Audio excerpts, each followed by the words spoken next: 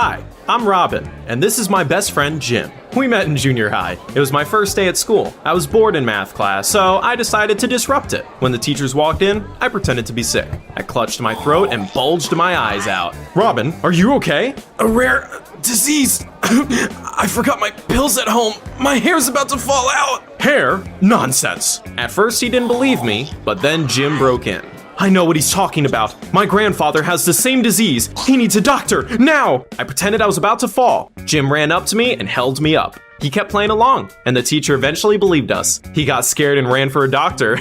We couldn't stop laughing. Everyone eventually found out that I had been pretending, and Jim had been playing along. We were called to the principal's office and punished. We had to stay for extra classes after school for a whole week, and grew really close during that time. Nothing changed in high school. Everyone knew us as the biggest pranksters around. While everyone was studying, we messed around and had fun. All our classmates loved it. Well, almost all of them. See that girl? That's Violetta. That nerd was a terrible bore. She kept trying to ruin our fun and set us on the right path. Of course, she never succeeded. Jim and I became famous, not only at school, but in our whole neighborhood. One day, we decided to ride my father's bike after school and took it from the garage without permission. We'll be in trouble if he finds out about this. When has that ever stopped us? At first, we practiced in the middle of nowhere, and then I decided to drive around the city. I always thought rules were beneath me, so I did not put on a helmet and drove at high speed. Everything was going fine until a girl appeared on the road. I immediately swerved and braked hard. Damn it! The girl looked terrified and stared at me in horror. Are you okay? She nodded slowly. I made sure that she was fine and drove on. Jim and I had a great time and sneakily returned the bike to the garage. However, in a couple of days, the truth came out. My dad got a speeding ticket. I had never heard him yell so loudly before. How irresponsible are you? I'm tired of your stupid antics. No pocket money for 2 weeks. Like that was gonna scare me. I was used to getting in trouble, so it didn't bother me. Soon, Jim and I got another idea. We decided to prank our computer science teacher. We came to the classroom early and installed a virus on his computer. As we were leaving, we ran into a girl.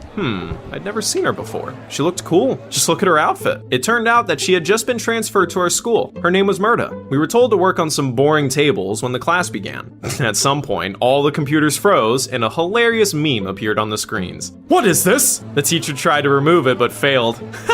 Jim and I high-fived each other, barely holding in laughter. At that moment, my eyes met Murda's. She must have realized it was our doing. I wondered if she would rat us out. Violetta suddenly stood up and gave us an annoyed look. They did this, I'm sure of it. Judging by the teacher's face, he agreed. He was about to say something when Murda broke in. They had nothing to do with this. They were showing me around school before classes and didn't come here. We were together the whole time. That surprised me. It seemed Murda was a cool girl. At least that was what I thought then. One day, she told our class that our last lesson had been canceled. Everyone went home, even Violetta. However, the next day, it turned out that Murda had lied. The principal was furious. You were asked to tell them the teacher was going to be late. Murda tried to look innocent. I'm sorry, I misunderstood. Everyone was grateful to her, except Violetta, of course.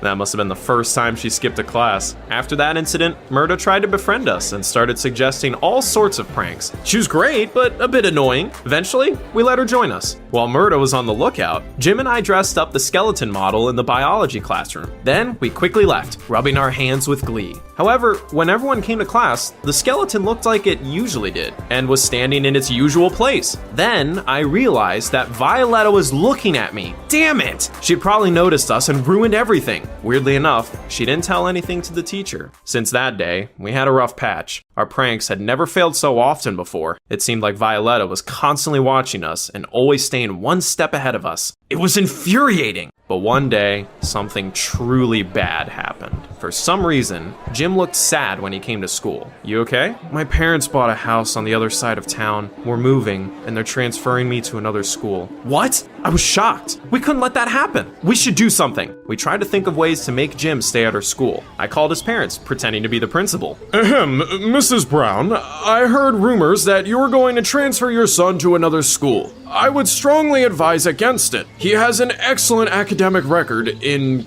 computer science. We want him to participate in the city contest. He will still be able to participate after we transfer him. That didn't work. But we weren't giving up. Jim joined a graffiti club that only existed in our school. Then he told his parents that he really wanted to keep drawing, but that didn't work either. You can come to the club after school. We even tried to steal the transfer request, but it was useless. Jim's parents were adamant. My friend was miserable. That's enough, Robin. I'm transferring and there's nothing we can do about it. Unfortunately, he was right. I really missed him at school. Of course, we didn't stop hanging out together or coming up with ideas for pranks. We still met after school, hung out outside, pulled pranks in stores, and had fun. Murda often joined us. She wouldn't leave us alone, really. Soon enough, Jim started missing parties. Sorry, I'm busy. I can't make it tonight. Some other time, okay? It started to bother me. When we finally met, I asked him what was so important that he was busy all the time. I'm busy at school and have almost no free time. My parents also make me help out at home. It's a disaster. I didn't like it. And then I got a brilliant idea. Of course, all I had to do was transfer to Jim's school. That evening, I decided to talk to my parents. I want to transfer to another school. They immediately realized why. To hang out with that friend of yours again? Robin, quit messing around. It's time for you to grow up. You are graduating soon. What are you going to do after that? I hated such lectures. They made me mad, and I locked myself in my room. It's time for you to grow up. Jim and I will never change. Since my parents refused to help me, I would simply try my hardest to get expelled. You don't know what I'm capable of yet.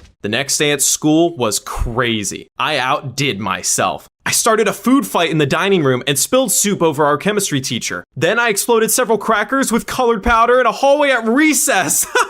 As a result, the floor, walls, and students were bright and colorful. That was when Violetta appeared. Your childish antics are ridiculous. Of course, I didn't listen to her and kept having fun. I burst into a classroom in a scary mask, laughing like a villain. The girls screamed in horror. The teacher clutched her heart. I was sent to the principal's office. Soon, my parents came as well. Robin's behavior is unacceptable. This is the last warning. One more prank and I'll kick him out of school. We're sorry, it won't happen again. My parents and I had a fight again. My dad was furious. That was exactly what I wanted. It was time for my next prank. I found an old coat in the closet and had to spend the whole evening working on it. The next day, I showed up at school looking like a homeless person. I was wearing a ragged, dirty coat and stank. I poured juice from canned fish and a bottle of cheap perfume all over myself. The result exceeded all expectations. Everyone shielded away from me and held their noses. I was walking down the hallway when I bumped into Violetta. Just imagine, she fainted from shock. It was a scandal. Everyone thought I was a real madman. You've gone too far this time. I got expelled and was overjoyed. Hooray, my plan worked. When I came home, my parents already knew about everything. The principal had called them. They were, to put it mildly, not thrilled. You are a disgrace to our family. I am ashamed to have such a son. Robin, how could you? When are you going to stop getting into trouble? I told you I wanted to be transferred to another school. It's all your fault. We had a terrible fight. I got angry, grabbed my backpack, and ran away from home. I decided to stay with Jim for a while and went to his place. When I rang the doorbell, his mother opened the door. Jim isn't here. He is in the park with his friends. What? What friends? But Jim said that he was very busy at school and at home, and that he didn't have any time to hang out with me.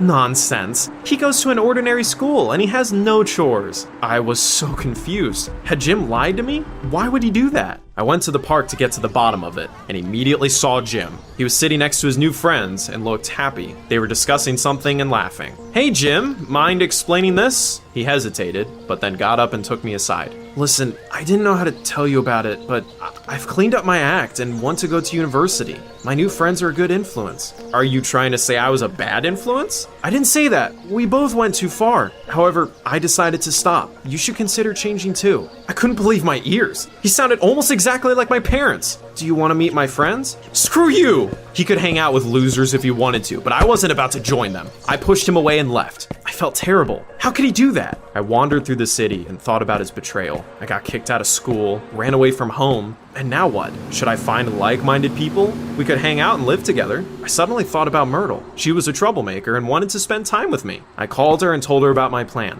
I thought she would be happy, but Myrtle didn't seem very enthusiastic. I'm sorry, but this is too much for me. My parents won't let me go. It sounds like a terrible idea. At that time, I was passing by a building. A girl was coming out of it, and we accidentally bumped into each other. I was about to keep walking, but then I heard that girl's voice. She was also talking on the phone, and I could hear her. Myrtle? She froze with her mouth open. I was also silently examining her. Where were her daring haircut, piercings, and tattoos? Wait a minute. It was her I'd almost run over. I looked at the building and saw the sign on it. It was an acting school. What is this? Myrtle looked miserable. I've liked you for a long time. After we ran into each other on the street, I decided it was time to act. I used my acting skills, changed my look, and transferred to your school. I really wanted you to like me. That's why I wore a wig and temporary tattoos and helped you with the pranks. Or rather, tried to help. To be honest, I fixed everything you did. So it had been Murda and not Violetta. I was stunned. Jim wasn't the only one who had been lying to me that whole time. Robin, screw you! I thought you were like me, but you were just pretending. It was late evening. I was sitting on a bench. It was raining. I was cold, didn't know where to go. A silhouette suddenly appeared nearby. It kept getting closer, and soon I saw Violetta. What are you doing here? Why do you care? Keep walking. Why are you always so rude? I can see you're in trouble. Why couldn't she leave me alone? I have nowhere to go. I'm tired and hungry. Let's go to my place then. I hesitated, but didn't have any better ideas, so I had to agree. Violetta introduced me to her parents. We had dinner together, and she brought me to her room. I immediately noticed an unfinished model of a house on her table. What's that? Violetta looked embarrassed. I like designing things. I want to become an architect. Do you want to look at my drawings? That was interesting. I never would have thought that nerd had such creative hobbies. We spent the evening looking at her drawings and magazines. At some point, I realized that I was enjoying myself. I couldn't sleep that night. Everyone except me had hobbies and plans. Maybe Jim was right. What if I was just a fool that couldn't grow up? Mom and Dad came to pick me up in the morning. Violetta's parents had called them. My dad didn't yell and just frowned at me. I felt ashamed of myself for the first time in my life. I'm sorry, I really did go too far. I promise I'll change. We made up. My parents talked to the principal again, and I went back to school. Violetta offered to help me with my studies and tutored me after school. One day, I asked her to teach me to build models. She beamed at me. Of course! You can borrow some of my books. Life soon got better. I became seriously interested in design, trying to get better marks and applied to a good university. One day, I was leaving school when I saw Jim. He came up to me and looked at me guiltily. I wanted to apologize. Forget it, I'm not angry anymore. You were right. Partly thanks to you, I finally grew up. We started hanging out together again. Jim even introduced me to his friends. They turned out to be great. It might be hard to believe, but I'm dating Murda now. How did that happen? She stopped being obsessed with me and focused on herself. She was great at acting and became much more confident. I reconnected with her and have no regrets. That's it. I hope my story will help someone. Do you know what you're gonna do in the future? Or are you afraid of growing up? Tell us in the comments down below.